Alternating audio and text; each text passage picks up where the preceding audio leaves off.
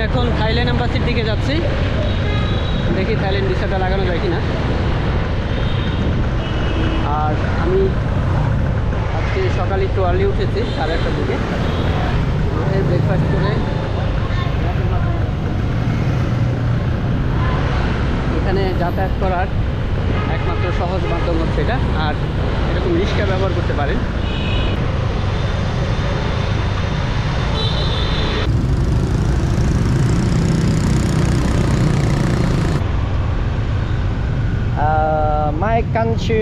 my country সকালে উঠে আমি থাইল্যান্ড এম্বাসিতে গিয়েছিলাম। সেখানে যাওয়ার পর জিজ্ঞেস করলাম যে ভিসা প্রসেসিং হতে কতদিন লাগবে।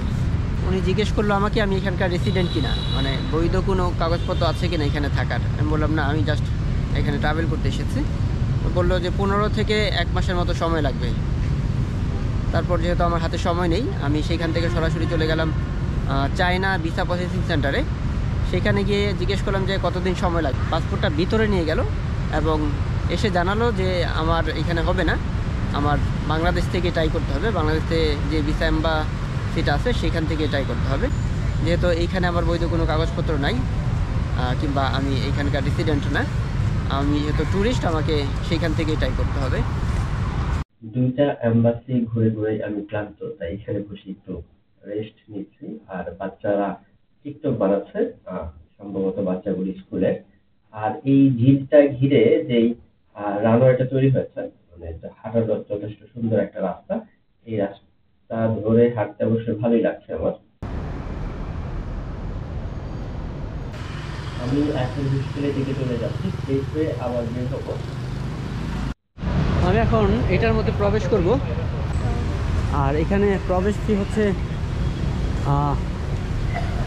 50,000 ডং।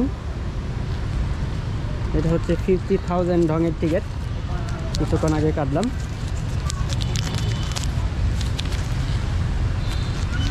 দেখি ভিতরে আসলে কি আছে।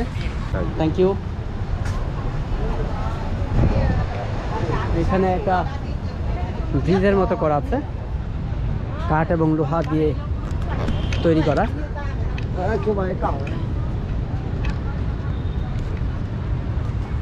আজকে বিকেলে ওই দিকটায় বেশ কিছুক্ষণ সময় ছিলাম।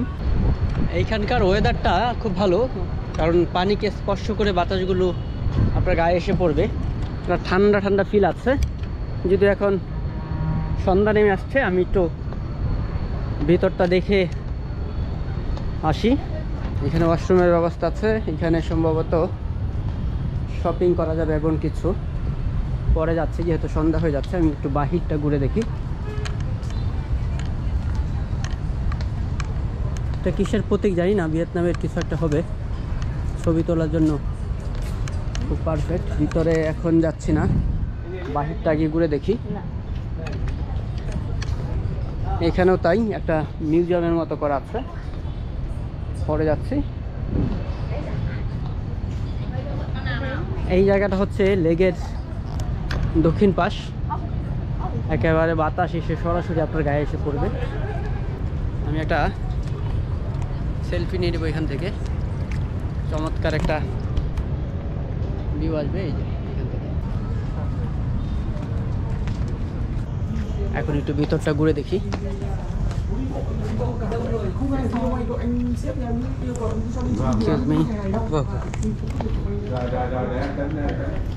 এই হচ্ছে ভিতরের এনভায়রনমেন্ট। কিছু পানি, কিছু খাবার আইটেম আছে, কেন আছে জানি না। আর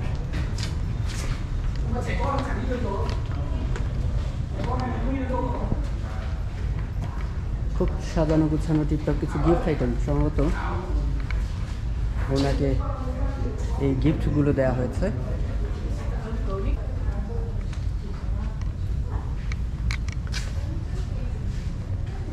প্রচুর গিফট রাখা আছে এখানে, বিভিন্ন রকম গিফট, খুব সাজানো গোছানো। এটা হচ্ছে একটা ঘোড়া, ঘোড়ার চাকা লাগানো আছে।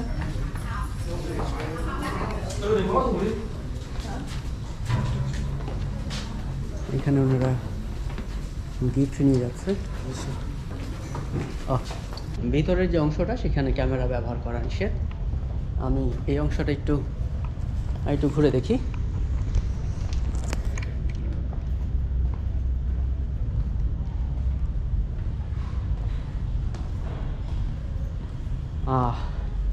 এখানে কিছু টাকা দেয়া আছে, জাম্বুরা।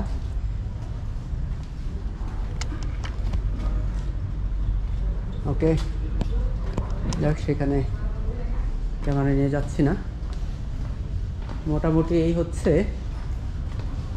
এখানে আসলে বিশেষ ব্যক্তিকে উপলক্ষ করে এটা তৈরি করা হয়েছে। এটাই ভিজিট করতে মানুষ আসে, আসলে তেমন কিছু না। যাই হোক, আমি যদি এখান দিয়ে বের হয়ে যাই,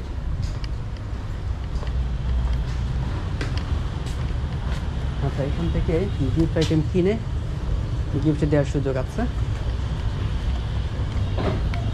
কেউ যদি এখানে গিফট দিতে চায় তাহলে এখান থেকে গিফট আইটেম কিনে গিফট দিতে পারবে।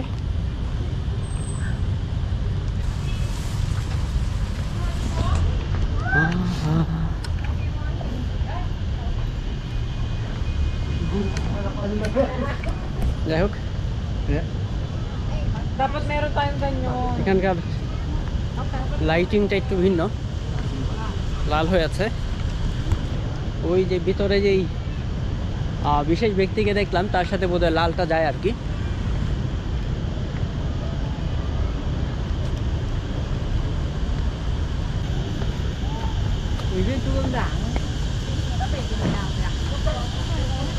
এখন আমি শহরটা মোটরসাইকেল একটু ঘুরে দেখবো। আর এই হচ্ছে মাই ফ্রেন্ড, চমৎকার গাই। Hello. So I'm on the vlog.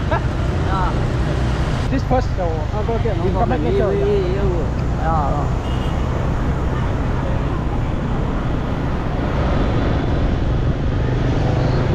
ভিতরে বোধহয় যাওয়া যাবে কি না।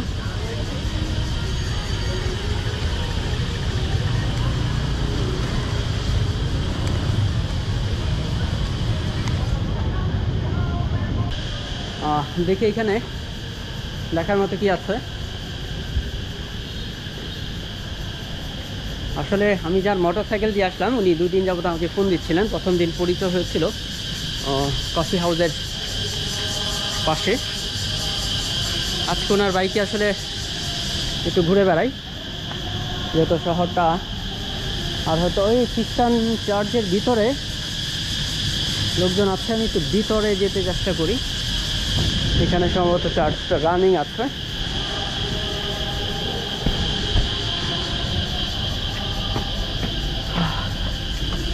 খ্রিস্টান এইসব চার্চের ভিতরে কিন্তু আবার চমৎকার লাগে। এটার বিশেষ বৈশিষ্ট্য হচ্ছে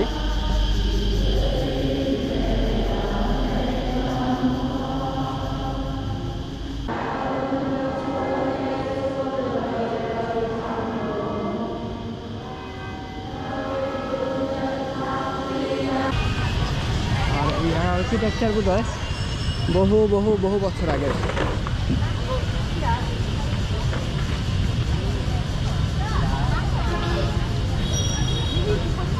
Motorbike Ego. চমৎকার একটা জায়গা থেকে বিদায় নিচ্ছি। এইটা মূলত ফটোশ্যুট করার জন্য চমৎকার একটা জায়গা। আর ভিতরে প্রার্থনা যদি কেউ করতে চান করে আসতে পারবেন। এটা মোটামুটি আমার যতটুকু ধারণা সবসময় খোলাই থাকে, আর এই চার্চগুলো খোলাই থাকে, এগুলো বন্ধ হয় না। আপনি আপনার মতো করে প্রার্থনা করতে পারেন। আপনি নির্দিষ্ট একটা সময় আছে যে সময়গুলো সবাই এসে প্রার্থনা করে। আমরা দ্বিতীয় কোনো জায়গায় চলে যাচ্ছি, দেখা যাক। রাতে হানয় সিটি মোটরসাইকেলে ঘুরতে খারাপ লাগছে না, ভালো লাগছে। রাতে হানয় সিটি মোটরসাইকেলে ঘুরতে খারাপ লাগছে না। এটা Japan shop? Yeah, Japanese brand. Yeah. Japanese Uniqlo is a Japanese brand. আচ্ছা আচ্ছা, Uniqlo. Uniqlo. I think Bangladesh they have, right? এটা হচ্ছে একটা Japanese brand. Yeah, Japanese brand. এটা বাংলাদেশ আছে কিনা জানি না।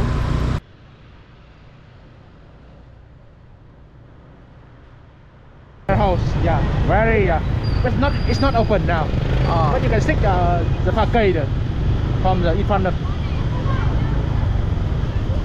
এটা হচ্ছে অপেরা হাউস। এটা সাধারণত ওই বিভিন্ন ইভেন্টের জন্য, কনসার্টের জন্য কমার্শিয়ালি ভাড়া দিয়ে থাকেন।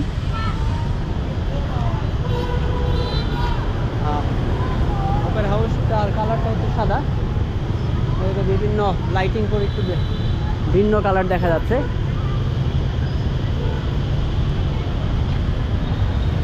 Is a government building or a public building? The public building. Public building. Yeah, belong for the every have the big concert. আমি এখন একটা স্ট্রিট ফুড ট্রাই করব।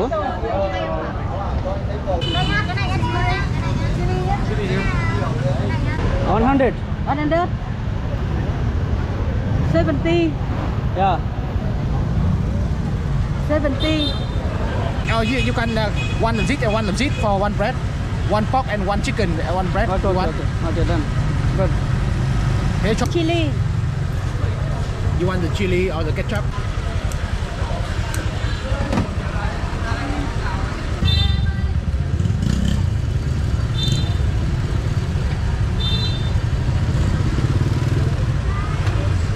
The GoPro, the night version, the night version. Add a 9. Sorry, Zayan, going for it. আমি এই হোটেলে আছি 3 দিন আজকে নিয়ে।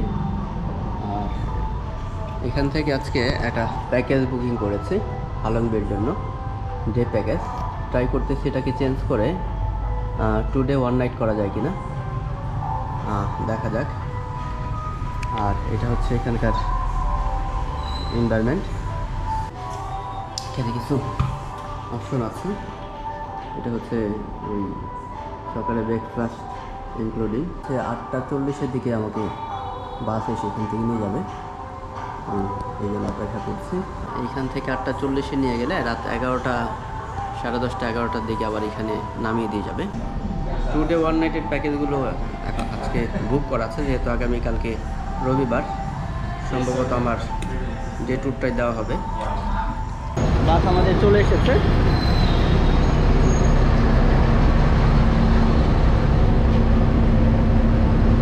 আমরা এই বাসে করে আলমগীরতে চলে যাব।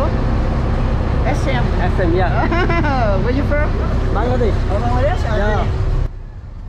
ওকে, এই ভিডিওটা আমি এখানে শেষ করে দিচ্ছি। আলমগীর পুরো ট্যুরটা আমি সিঙ্গেল একটা ব্লগে নিয়ে আসতে চেষ্টা করবো, আর সেটা আগামী 2-1 দিনের মধ্যে আপনারা পেয়ে যাবেন।